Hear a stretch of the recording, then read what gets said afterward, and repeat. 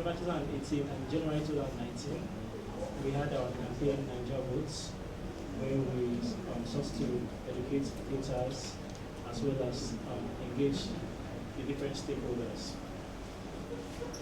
That campaign saw us partner with Osasu for the conference, partner with Youngsters Foundation for the National Peace Accord and the National Peace Walk that held in February. It also took us to communities where we went to engage them. Now,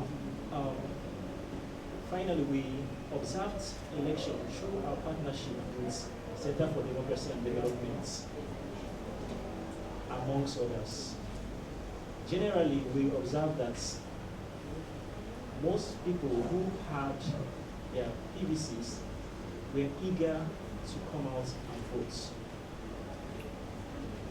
Despite the distances, we noticed that those who were mobile helped those who were on foot down to their polling units.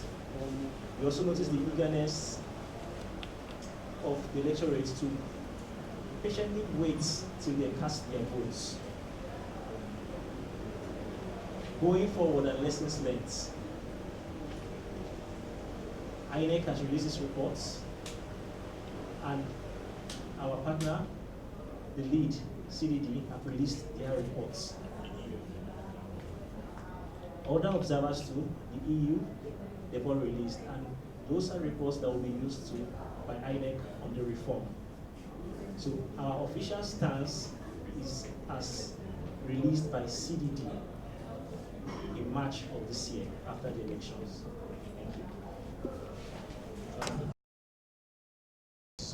Yeah, that was that in some parts of the country the campaign was not as vibrant as it was in places like in Abuja, in Lagos, in Port Harcourt.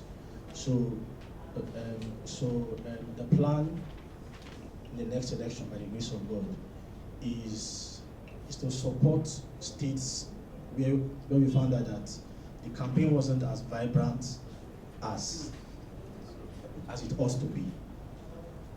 As in, to carry that point. For instance, we'd observe that the elections that were held in Abuja were pretty calm and peaceful compared to other states.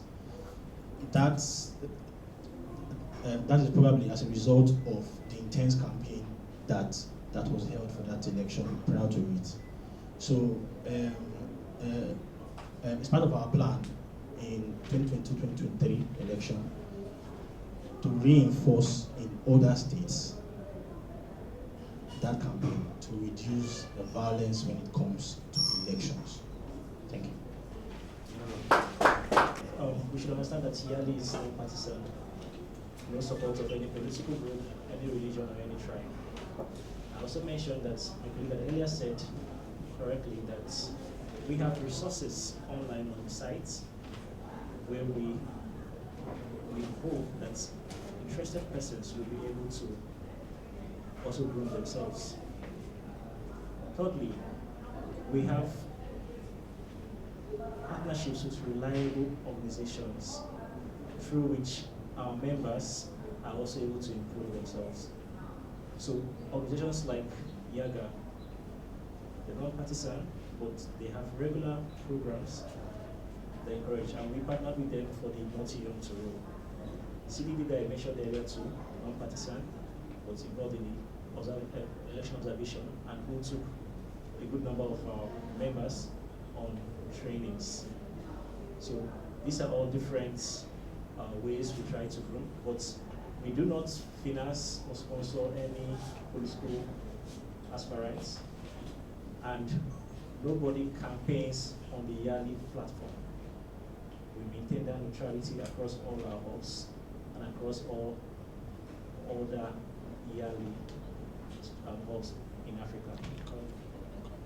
So we can encourage you, but we cannot campaign.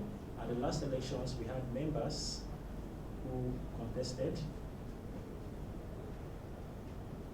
but they were not allowed to vote, to campaign on YALI platform. And we did not campaign for them on YALI, as YALI. No. So we leave that for individuals as a group and participate. The committee right now, we've made huge efforts to have everything documented for our successors next year. We have laid down the blueprint for how the summit should be held annually.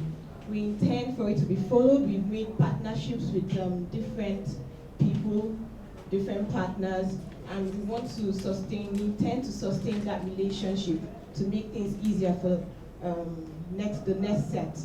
Then, talking about youth inclusion, we have tried as much as possible to include as many youths as we can, and we should note that we have to fund this summit ourselves. We have to raise funds for it, and so there is a limited number of youths that can be taken, and it happens with other summits as well, even international summits, World Youth Summits, Youth Assembly. The delegates are screened, participants are screened. So I believe most of us knew the process for registering for the summit. The registration link was up for the participants and for also the delegates. After which the delegates and participants were screened and we got our attendance for the summit. And I think that is the regular process for any event of this nature. Thank you. These campaigns are being done to the best of our ability. Now, there's one thing about campaigns that I know for sure. That's the fact that there are sometimes when you start a campaign and it might not end with you, but continuity and persistence brings it to fruition. So let's also understand the fact that that's why there's need for change in leadership and continuity in purpose. So like we also have partnership that we did last year. We had a partnership with Osasu in Edion at the NAF Conference Center, which hammered on calling on leaders and electorates and also leaders, and to make sure that there was a synergy between what the electorates wanted and also what the leaders were willing to offer. And we called, we brought so many very respected leaders in the country, such as the Amechi himself, and then the governor of Abia State, and Senator Dino was also there, and also we had our former coordinator who was also there. And through that means, we brought a platform for both groups to meet, and then from there, solutions were being brought out by electorates, and also there was a compromise from those who could meet up the needs of those who were going to elect them to offices. And I believe that based on what happened last year, for this year, now the budget is going to be approved, and then there's going to be like a handover of into the new government.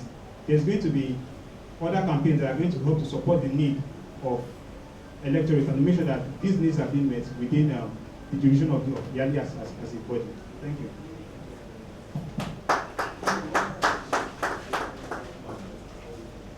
Finally, the question on voter education. The question